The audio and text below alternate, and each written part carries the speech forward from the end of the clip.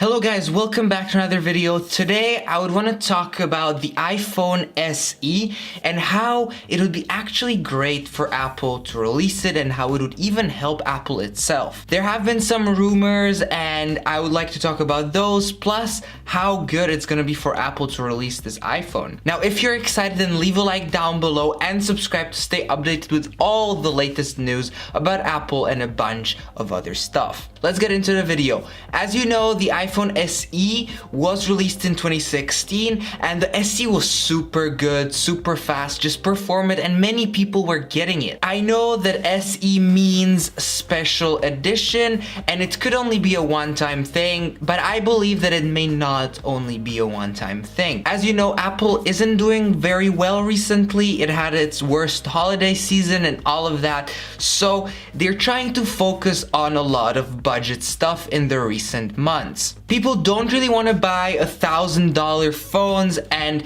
they don't even upgrade so often. So many people just stick with their iPhone 5 or with their iPhone 6 or 7 and just don't want to upgrade to the whole iPhone XS or XS Max. And even the XR is still at $750, which is not really a budget phone. This is why I believe that the iPhone SE2 is on the way to come and save the day. So iPhone XR was their budget phone in 2018, but as I said, it's still quite expensive for what it is. It's still at $749. As you know, we are also rumored to be getting an iPad Mini 5 and an iPod Touch and a budget iPad during the March event, so the iPhone SE could be in the line as well, as it would be part of the budget things. I remember back in 2018 there have been many rumors about iPhone SE2 with a lot of concepts, a lot of designs, but lately we haven't been seeing too many of those, which is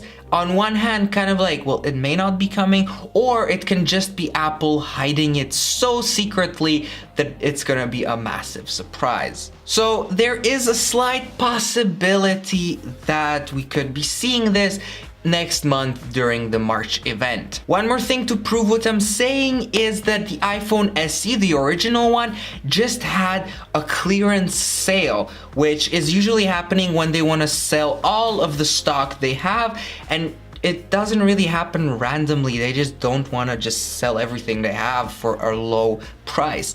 So it kind of makes it seem that a replacement is coming and they sold out quickly, which shows Apple that the iPhone SE has a demand.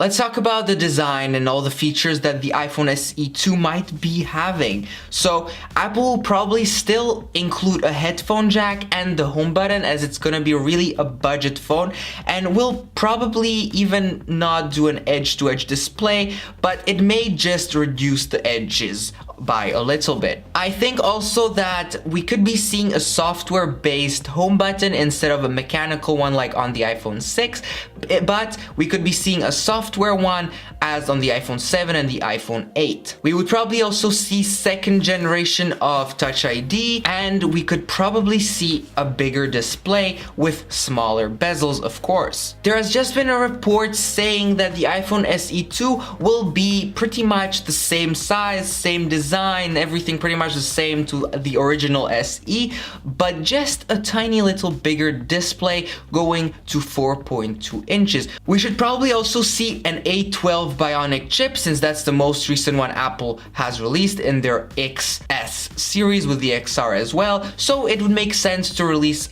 a phone like this with an A12 Bionic. The battery life was the biggest selling point for the iPhone SE when it originally came out in 2016. It had a battery of 1640 milliamp hours and it could be moving to 1700, 1800 milliamps, which would still make it an excellent battery for the phone size it is. Of course, with every new update, the camera will probably get improved or stay at 12 megapixels and will probably have a single lens. I don't believe that they're gonna go to a dual lens or even a triple lens. It just would not be realistic on such a budget phone.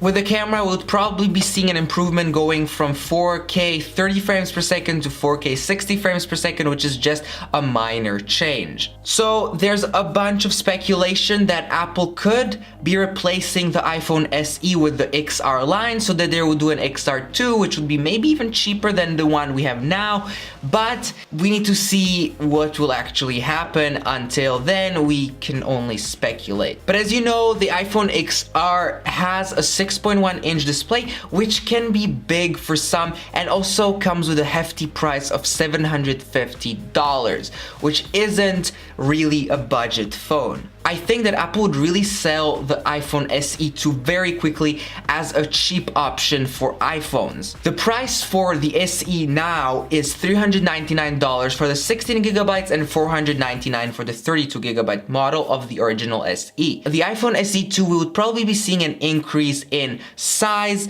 as I don't see Apple selling iPhones that are 16 gigabytes or 32 gigabytes in 2019. So we would probably be getting 64 gigabytes for $499. However, Apple doesn't have to be scared about this, as it will not replace the XR, because there are still some people who want to have a bigger screen, and they can just go and pay the extra $250 to get the iPhone XR, which has a bigger screen. So anyway, this is all just speculation. Apple just may be keeping this a secret, or it may not even happen at all, but we know that Apple will come out with budget iPads, iPhones, and more, which will pretty much help Apple, as their really expensive phones aren't gonna do it. But anyway, like if you liked, and subscribe to stay updated with all the latest Apple news and a bunch more. Anyway, take care, and I'll see you next time. Bye!